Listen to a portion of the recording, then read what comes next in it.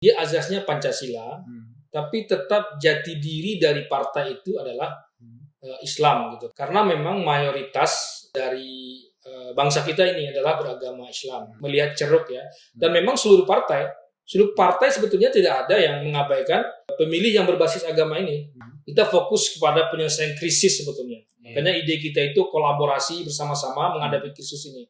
Kalau kita gagal menghadapi krisis ini, antar sesama kita itu saling gontong-gontongkan, dan kita gagal, mungkin kita akan bisa mundur beberapa puluh tahun ke belakang.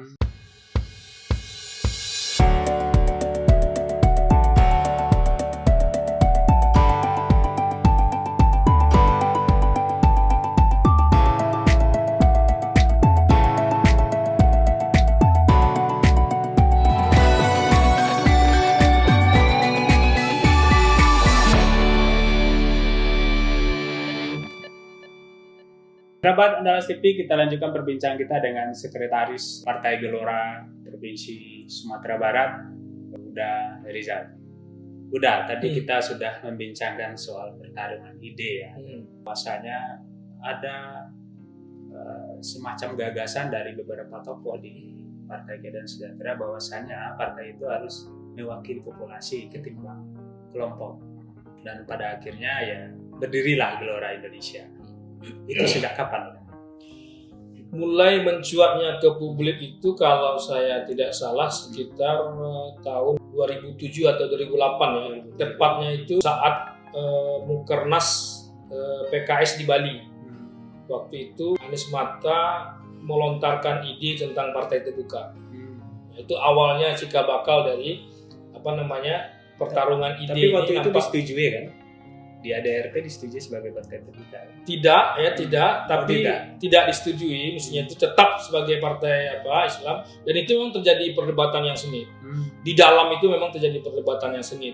Nah, itulah awal dari mencuatnya, kalau orang kan mengistilahkan keterbelahan ya, antara PKS, Partai Keadilan, Faksi Keadilan, dan Faksi Sejahtera. Ya. Nah, orang menandai pergulatan ide itu dengan dua simplifikasi kubu seperti itu. Sebetulnya tidak ya. Karena kalau definisi faksi keadilan yang sebagaimana dibuat orang, sebetulnya itu juga definisi itu banyak juga, karakter itu banyak juga yang dimiliki di faksi yang disebut dengan faksi kesejahteraan. Sebaliknya juga seperti itu. Jadi itu sebetulnya simplifikasi dari pengamat yang melihat dari luar. Yeah. Tapi kalau dari dalam itu memang pertarungannya sengit sekali. Yeah. Saat itulah muncul keterbelahan ya, pemikiran, dan itu berlanjut sampai dengan tahun 2015 itu ya. Dan ya menjadi persoalan yang sangat mungkin sangat subjektif ya, dan sangat menguras emosi seluruh elit PKS ketika itu, karena banyak bersinggungan dengan persoalan internal ya.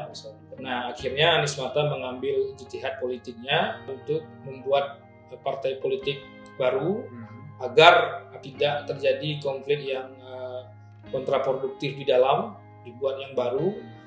Banyak yang menduga, yang mungkin juga termasuk Bung Rudi menduga ini sebagai settingan.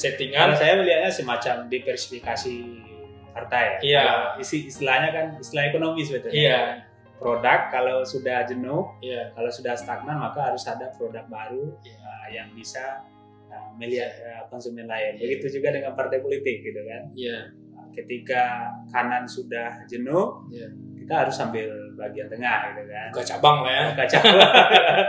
Gelora kira-kira pada posisi mana? Memang itu kiri, kanan, banyak yang seperti itu menduga sejak awal ya. Termasuk konflik Fahri Hamzah itu dianggap sebagai mainan atau drama politik belaka. Sementara di belakang panggungnya tidak seperti itu. Sebetulnya tidak. Di depan panggung dan di luar panggung itu sama ya, biasalah kalau politik ya, seperti juga kayak yang terbaru itu kayak Ganjar dan Puan ya. Karena ada juga ini settingan dari PDIP. Padahal itu kalau menurut saya pernyataan itu real ya. Itu real konflik ya gitu kan, untuk memperebutkan kursi partai untuk pilpres gitu ya. Nah, ini biasalah itu pengamat yang dari luar itu sah-sah saja misalnya. Kira-kira ada tawaran apa misalnya kan, kalau PKS kan udah jelas ini wajahnya religius gitu kan. Kalau Gelora gimana? Kalau Gelora ini kan dia azasnya Pancasila, tapi tetap jati diri dari partai itu adalah Islam gitu. Karena memang mayoritas dari bangsa kita ini adalah beragama Islam. Itu tidak kita pungkiri ya. Makanya kegiatan-kegiatan atau ceramah-ceramah keislaman dari Anies Mata, apalagi saat bulan Ramadan itu rutin gitu ya. Tentang di Gelora TV itu banyak sekali dan ceramah-ceramah Anies Mata itu. Nah, jadi memang azasnya itu Pancasila, tapi jati dirinya itu ya Islam. Karena memang kita di Indonesia ini kan nilai yang utama itu yang pertama kan agama ya. Terlepas itu agamanya tidak hanya Islam ya, ada 20% yang tidak beragama Islam, tapi tetap kita ini pada dasarnya seorang yang religius ya. Orang Indonesia itu religius. Jadi ini kita tidak menyampingkan ini, kita tidak menjadi partai yang sekuler. Kita ingin sebetulnya menghapus perdebatan yang mestinya sudah kita lewati antara Islam dan Pancasila ya. Kalau kita partainya Islam, maka kita tidak dianggap sebagai Pancasilais. Kalau kita partainya tidak Islam, kita dianggap Pancasilais dan bukan dianggap religius gitu kan. Sebetulnya perdebatan itu sudah selesai betulnya kan. Tapi ya namanya kadang jualan politik ya. Ya, jualan politik. Tetap saja ada orang yang preferensi pilihannya itu karena persoalan itu. Ya, mungkin melihat ceruk ya. Dan memang seluruh partai sebetulnya tidak ada yang mengabaikan pemilih yang berbasis agama ini.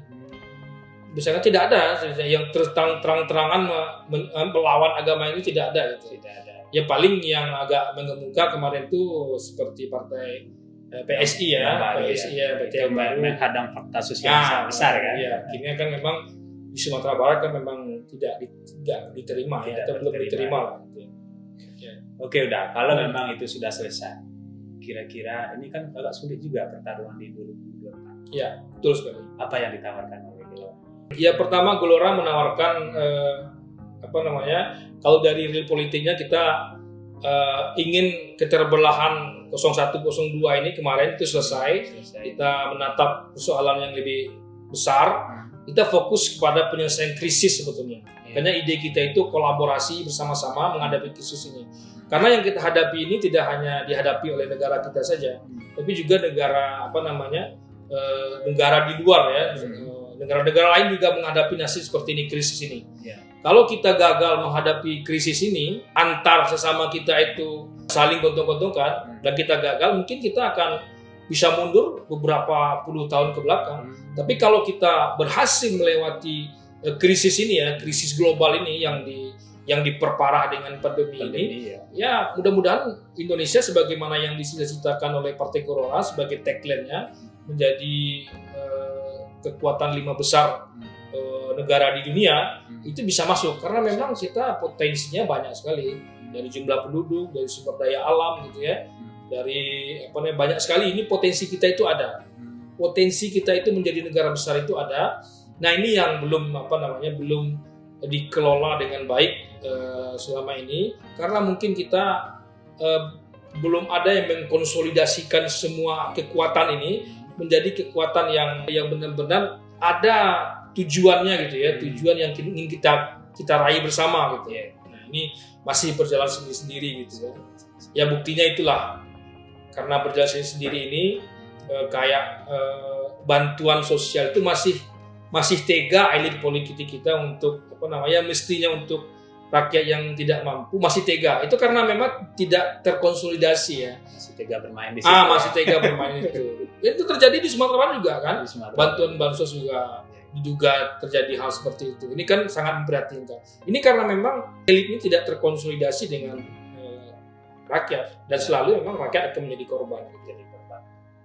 Oke, kalau tawarannya seperti itu, kadernya seperti apa yang dimunculkan? Kalau ada partai saya lihat kan ada juga ambil istri pejabat atau kalau Gelora untuk mencapai PT ini gimana strateginya? Kalau kita di Partai Gelora sudah mulai recruiting ya. Kalau di digital itu ambil itu istri rutin. Wali kota juga kan? Nah itu rutin itu ya. Sekarang penambahan kader kita per satu hari itu sekitar 2.800 per satu hari. Satu hari. Sekarang hampir, kalau kondisi hari ini saya yakin ini sudah 200.000 se-Indonesia. 200.000 se-Indonesia. Kalau di Sumbar mungkin hampir 3.000. Itu apa namanya? Itu real ya? Orang yang mendaftar real lewat aplikasi yang dibuat oleh Gelora gitu, dengan mengajukan KTP-nya secara sadar gitu ya, menjadi bagian dari Partai Gelora. Oh, ada aplikasinya juga? Iya, ada aplikasinya, bisa diisi, gampang sekali isinya. Buka aja di aplikasi apa namanya? Partai Gelora Indonesia. Partai Gelora. Nah, iya, tinggal buka itu bisa langsung daftar sebagai relawan, bisa sebagai anggota. Kalau sekarang dugaan saya ini sudah 200.000 ya. Target kita secara nasional itu sekitar bulan Oktober, ulang tahun Partai Gelora yang kedua, itu mendekati angka 1 juta. Kalau kita sudah punya KTA digital yang by name, by address itu kan, nah itu kan sudah enak ya.